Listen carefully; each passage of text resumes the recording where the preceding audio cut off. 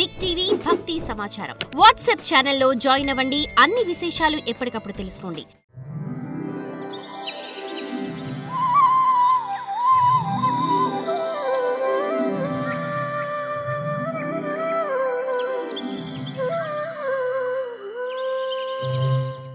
నాయందు స్థిరంగా నిలిచిన ఈ నీ మనస్సు ఇక ఎప్పటికీ చలించదు.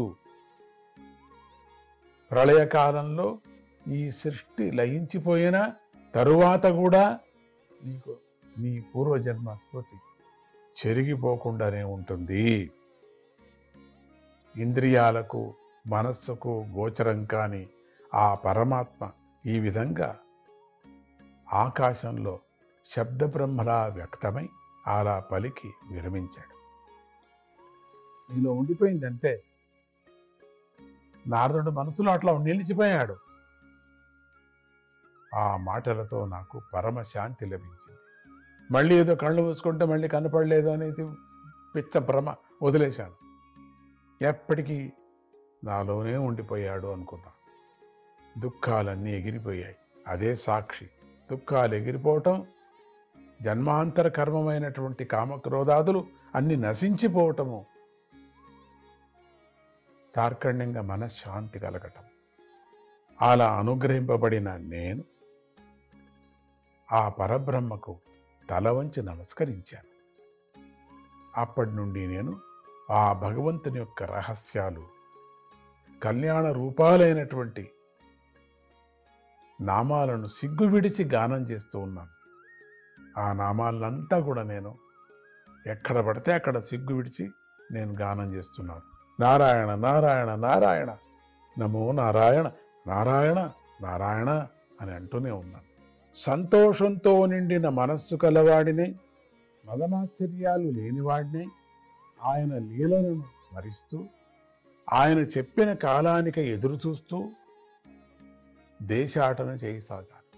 ఓ వ్యాస మహర్షి, అలా స్వచ్ఛమైన మనస్సు గల నేను సంసారంలో ఆసక్తి లేనివాడినే, శ్రీకృష్ణ పరమాత్మయందే మనస్సును నిలిపి జీవిస్తూ ఉండగా మెరుపులాగా మృత్యుదేవత వచ్చింది, నన్ను ఆవరించింది. నాకు శరీరాన్ని విడిచే సమయం వచ్చిందని అర్థమైంది. భగవంతుడు చెప్పిన విధంగా నేను ఆయన సేవకుడిగా మారే సమయం రాగానే ఆ పంచభౌతిక శరీరం నేల రాలిపోయింది. కల్పం పూర్తి కాగానే నారాయణుడు ఈ జగత్తును తనలోకి ఉపసంహరించుకొని ప్రళయ సముద్రంలో నిద్రించగా బ్రహ్మగారు ఆయనలో చేరిపోయాడు. నేను ఆ బ్రహ్మగారి గర్భంలోకి ప్రవేశించాను. 4 యుగాలు కలిస్తే ఒక మహాయుగం. అటువంటివి 1000 గడిచిన తరువాత నిద్రలేచి ఈ జగత్తును సృష్టించాలని సంకల్పించిన బ్రహ్మగారి ఇంద్రియాల నుండి నేను మరియు మరీచి మొదలైన మహర్షులు జన్మించాను. శ్రీమన్నారాయణుడి యొక్క అనుగ్రహంతో నేను భగవంతుని భజన అనే వ్రతాన్ని మాత్రం విడవకుండా 3 లోకాలను లోపల బయట ఎక్కడైనా ఏ ఆటంకం లేకుండా సంచరిస్తూ ఉండగలను. భగవంతుడిచ్చిన ఈ వీణను మీటుతూ శ్రీహరి యొక్క కథలను గానం చేస్తూ తిరుగుతూ ఉంటాను. ఆయన గానం నాకు చాలా సంతోషాన్ని ఇస్తుంది.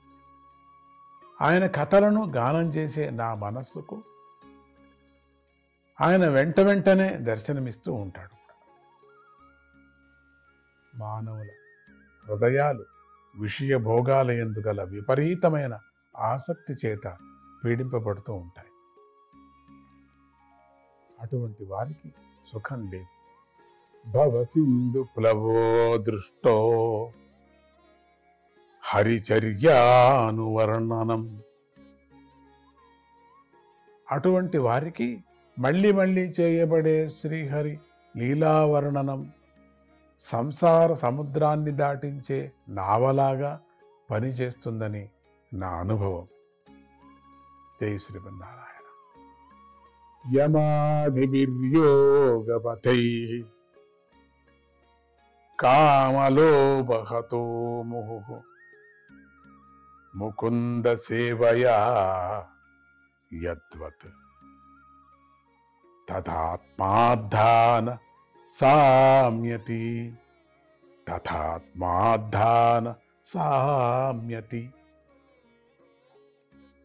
కామలోభాదులతో కొట్టబడిన మనస్సు ముకుంద సేవతో శాంతించినట్లుగా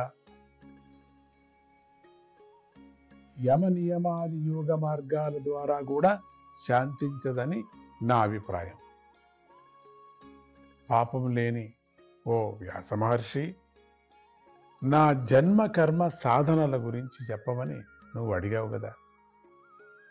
నీ మనస్సుకు శాంతిని సంతోషాన్ని కలిగించాలని ఆ వివరాలన్నీ నేను చెప్పాను.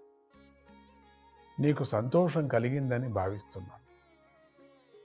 ఏ స్వార్థమూ లేని పూజ్యుడైన నారద మహర్షి సత్యవతీ పుత్రుడైన వ్యాసునితో అలా పలికి సెలవు తీసుకొని వీణను మీటుతూ వెళ్ళిపోయాడు. అహో ఆశ్చర్యం! సారంగ ధనస్సును పట్టుకొన్న శ్రీహరి యొక్క కీర్తిని వీణ మీటుతూ గానం చేస్తూ ఆనందిస్తూ తాపత్రయంలో మునిగిపోయిన ఈ ప్రపంచాన్ని ఆనందింపచేసే ఈ దేవర్షి అయిన నారదుడే ధన్యుడు కదా. ఇంతటితో 6వ అధ్యాయం సమాప్తం. 7వ అధ్యాయం మనం ప్రయాణం చేస్తున్నాం. ఈ 7వ అధ్యాయంలో నారదోపదేశాన్ని పొందిన వ్యాస మహర్షి శ్రీమద్ భాగవత రచనను ప్రారంభించటము, పరీక్షిత్తు యొక్క జన్మను చెప్పే సమయంలో నిద్రిస్తున్న ద్రౌపదీ పుత్రులను అశ్వత్థామ సంహరించటము, ఆ అశ్వత్థామకు కలిగిన పరాభవము అనే విషయాలు చెప్పబడ్డాయి. నారదుడు వెళ్ళిపోయిన తర్వాత వ్యాస మహర్షి ఏం చేశాడని శౌనకాదులు ప్రశ్నించారు. అప్పుడు సూతుడు ఇలా చెప్పాడు. బ్రహ్మనది అయిన సరస్వతీ నది యొక్క పశ్చిమ తీరంలో శామ్యాప్రాస అనేటువంటి ఆశ్రమం ఉంది. శామ్యాప్రాస. అక్కడ ఋషులు వేదోక్త కర్మలను నిరంతరంగా చేస్తూ ఉంటారు. అదే వ్యాస మహర్షి యొక్క ఆశ్రమం. ఆ వ్యాస మహర్షి రేగు చెట్ల గుంపులతో శోభించే తన ఆశ్రమంలో కూర్చొని ఆచమనం చేసి మనస్సును ఏకాగ్రం చేశాడు. భక్తితో నిర్మలమైన మనస్సుతో ఆదిపురుషుడైన పరమేశ్వరుణ్ణి, ఆయనను ఆశ్రయించుకొని ఉన్న మాయాశక్తిని దర్శించాడు. జీవుడు స్వయంగా పరబ్రహ్మ స్వరూపుడే అయినా ఆ మాయాశక్తిచే మోహాన్ని పొందినవాడై తనను తాను త్రిగుణాత్మకుడిగా భావిస్తూ ఉంటాడు. అభిమానంతో కలిగిన సంసారమనే హనిని అనుభవిస్తూ ఉంటాడు. సంసారమనే ఈ అనర్థాన్ని తొలగించే శక్తి శ్రీహరి భక్తి యోగానికి మాత్రమే ఉన్నదని జ్ఞాని అయిన వ్యాస మహర్షి తెలుసుకున్నాడు.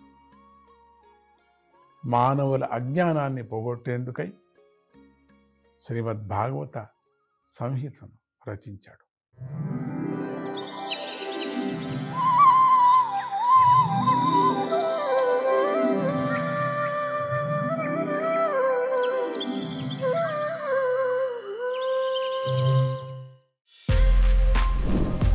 For more videos like this, subscribe Big TV channel.